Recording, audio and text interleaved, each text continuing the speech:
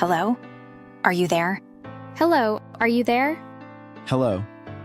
Are you there? With all the conflict in the Like in Israel and Gaza. Like in Israel and Gaza, and between Ukraine and Russia. I'm struggling to understand. Doesn't Buddhism teach that compassion? Doesn't Allah care about us? Does God not care about these atrocities? Why is there so much violence? Doesn't God care about us anymore?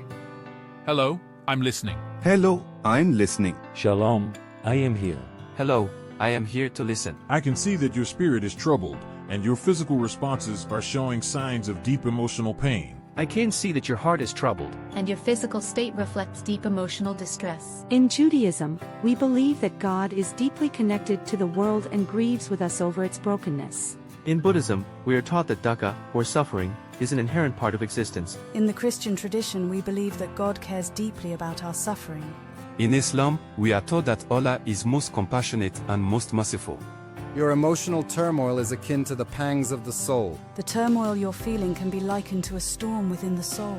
The conflicts you see are manifestations of dukkha, arising from ignorance and desire.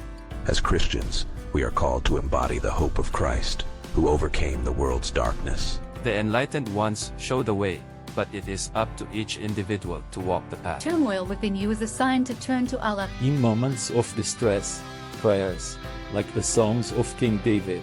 To soothe your soul, I recommend engaging in acts of charity and service, which can bring light to the darker places of the world in your heart.